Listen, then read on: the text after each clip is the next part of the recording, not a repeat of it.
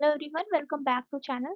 तो आज का जो वीडियो है वो काफ़ी टाइम के बाद आया है बिकॉज़ ऑब्वियसली टाइम का काफ़ी शॉर्टेज था। तो आज का जो टॉपिक है वो है डीएनए मार्कर्स। तो यहाँ पे ये वीडियो मैं 2 पार्ट्स में लेके आऊँगी, पार्ट 1 एंड पार्ट 2। पार्ट 1 में मैं आपको बहुत बेसिक चीज़ें समझाने वाली हूँ, उसका टर्म समझाने वाली हूँ, कितने टाइप्स होते हैं ये समझाने वाली हूँ और क्या होता है डीएनए मार्कर वो चीज़ें डिस्कस करेंगे। पार्ट 2 में मैं हर मार्कर का एक डिस्क्रिप्टिव एनालिसिस लेके आऊँगी, तो आप उससे नोट्स भी बना सकती हो और उन चीज़ों को आसानी से समझ सकते हैं, ठीक है? तो अब बात करते हैं कि डीएनए मार्कर एक्चुअली होता क्या है? अगर मैं आपको एक जनरल डेफिनिशन दूँ, तो डीएनए मार्कर्स होते हैं आपके डीएनए में कुछ स्पेसिफिक आइडेंटिफाई करने लायक जो सीक्वेंसेस होते हैं, उसे ही हम एक मार्कर की तरह यूज़ कर लेते हैं। जैसे एक मार्कर क्या होता है? बहुत सारा लिटरेचर आपकी कॉपी में है, तो आपने एक स्पेसिफिक पार्ट को जो आपको ध्यान रखना है, उसको आप क्या कर लेते हो मार्कर से हाइलाइट कर लेते हो। तो वही पार्ट क्या हो जाता है वो मार्कर कहलाता है। उसी तरह से डीएनए के भी कुछ बहुत सारे पार्ट्स होते हैं जिसको पता होता है कि ये काम की चीज़ है या ये किसी इंडिविजुअल को आइडेंटिफाई करने में यूज़ हो सकता है, तो आप उसे मार्कर का नाम दे सकते हो। ठीक है? अब ये जो डीएनए मार्कर होते हैं इनका पर्पस क्या रहता है कि किसी इंडिविजुअल को आइडेंटिफाई करने के लिए यूज़ होगा या फिर किसी तरह की जेनेटिक वेरिएशन को अगर आप स्टडी कर रहे हो तब वहाँ पे आप डीएनए मार्कर को यूज़ करोगे या किसी भी जीन का अगर आप इनहेरिटेंस ट्रैक कर रहे हो कि वो जीन किस पॉपुलेशन में प्रेजेंट है या नहीं है या कितनी फ्रीक्वेंसी में किसी पॉपुलेशन में प्रेजेंट है, तो ये सारी चीज़ों का एनालिसिस आप किसके थ्रू करते हो? हमेशा डीएनए मार्कर को यूज़ करके किया जाता है। अब मैं आपको अगर टेक्निक्स की लैंग्वेज में डेफिनेशन समझाऊँ तो डीएनए मार्कर को हम कहते हैं डीएनए के ऐसे सीक्वेंसेस जो कि एक स्पेसिफिक लोकेशन में किसी इंडिविजुअल के जीनोम या डीएनए में प्रेजेंट रहते हैं जो कि वेरी करता है फ्रॉम इंडिविजुअल टू इंडिविजुअल। अब समझाती हूँ कैसे। तो चीज़ मैं आगे आपको इजीली समझाऊंगी बट अभी आप सिर्फ इतना याद रखो कि आपके डीएनए में कुछ ऐसे सीक्वेंसेस होते हैं जिनका लोकेशन भी फिक्स होता है, वो एक स्पेसिफिक जगह में होते हैं और उन सीक्वेंसेस को आप यूज करते हो 2 इंडिविजुअल को डिफरेंशिएट करने के लिए। तो इसी तरह से आप इंडिविजुअल का आइडेंटिफिकेशन कर सकते हो या किसी तरह का जेनेटिक एनालिसिस कर सकते हो। अब आपको मैं समझाती हूँ, जो डेफिनिशन मैंने आपको बताई उसको बहुत बेसिक तरीके से बहुत ईज़ी वे में समझाती हूँ बिकॉज़ बहुत लोगों को डीएनए मार्कर का एक्चुअल मतलब क्या होता है यही नहीं पता होता है। तो ये बहुत इंपॉर्टेंट चीज़ें हैं, ठीक है? तो इमेजिन करते हैं ये आपका डीएनए है, ठीक है? अब ये जो डीएनए है ना, इसपे ये जो सीक्वेंस है, ये सिर्फ़ आपके डीएनए में है या ये किसी और के डीएनए में नहीं है या ये सीक्वेंस सिर्फ़ एक तरह की पॉपुलेशन में प्रेज़ेंट है, सिर्फ़ जर्मन पॉपुलेशन में प्रेज़ेंट है, इंडियन पॉपुलेशन में ये डीएनए नहीं है। तो ये जो सेगमेंट ऑफ डीएनए है, ये जो एटीजीसी का सीक्वेंस होगा इस सेगमेंट में, वो सेगमेंट बन जाएगा उस इंडिविजुअल के लिए एक मार्कर। तो इमेजिन अगर आपको एक जर्मन पॉपुलेशन का बंदा दे दिया जाए और एक इंडियन पॉपुलेशन और आपको उसको मॉलिक्यूलर लेवल पे डिफरेंशिएट करना है, तब आपका फोकस क्या होगा? आपका फोकस उसी सीक्वेंस पे जाएगा जो कि सिर्फ जर्मन पॉपुलेशन के पास प्रेजेंट है, इंडियन पॉपुलेशन के पास प्रेजेंट नहीं है। ओके? इसी तरह से आप 2 इंडिविजुअल को अलग कर सकते हो। अब ये सिर्फ़ पॉपुलेशन वाइज़ बात नहीं है। हमारे डीएनए में ऑलमोस्ट हमारा डीएनए 99.9% सिमिलर रहता है, राइट? सिर्फ़ 0.1 का वेरिएशन रहता है। तो वो जो 0.1 वेरिएशन है ना, वही हमें एक इंडिविजुअल से दूसरे इंडिविजुअल तक अलग बनाती है। उसी वेरिएशन को स्टडी करके, उसी की मैचिंग करके आप इंडिविजुअल को आइडेंटिफ़ाई करते हो। यही बेसिक पर्पज़ होता है डीएनए के मार्कर्स का।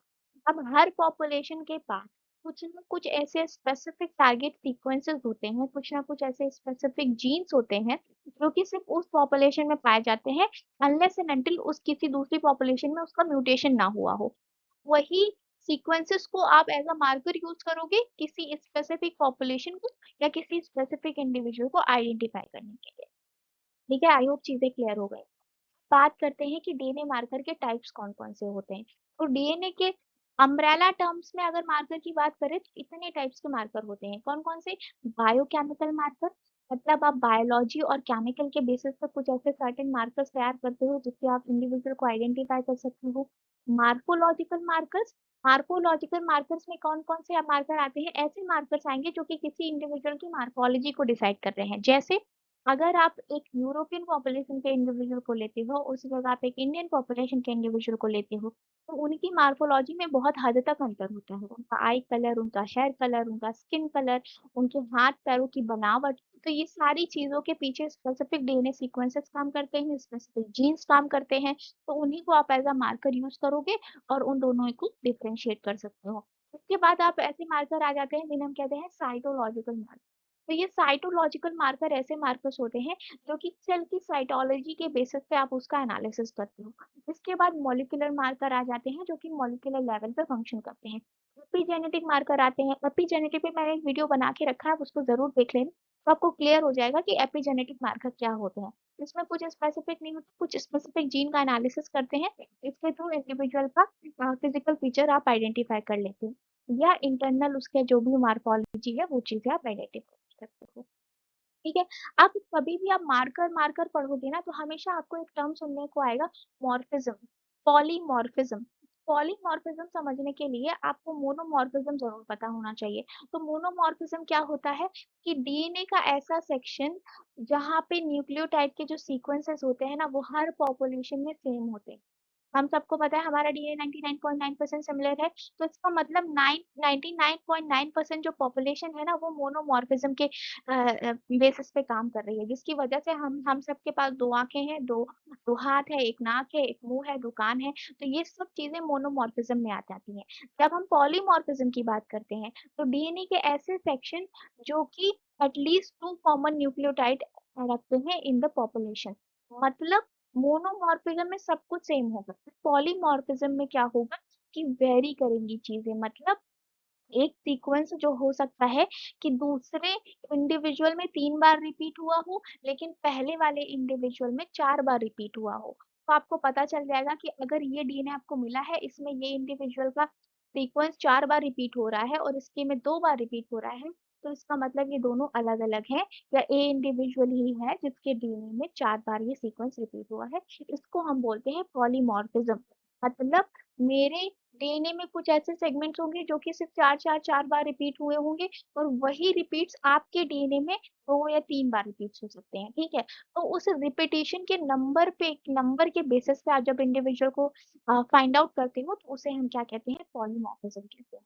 अगर मैं आपको जनरल लेवल पे डीएनए मार्कर्स की बात करूँ, तो आपके पास एक एसटीआर मार्कर होता है, एक एसएनपी मार्कर होता है, एक वीएनटीआर होता है, एक आरएफएलपी होता है। ये आप अभी याद कर लो कि ये मार्कर्स आपके पास पास होते हैं। अब कौन-सा मार्कर का क्या फंक्शन होता है, या एसटीआर क्या होता है, या एसएनपी क्या होता है, ये चीज़ें मैं आपको अगले पार्ट में समझाऊँगी। आई होप ये चीज़ें अभी तक क्लियर हो चुकी होंगी। मेक श्योर अगर आप पार्ट 2 देखेंगे ना, तो पार्ट 2 को देखने से पहले आपको पार्ट 1 अच्छे से समझ लेना है, वरना चीज़ें आपको स्किप होने लगेंगी। Okay? Thank you so much for watching. Take care. Bye-bye.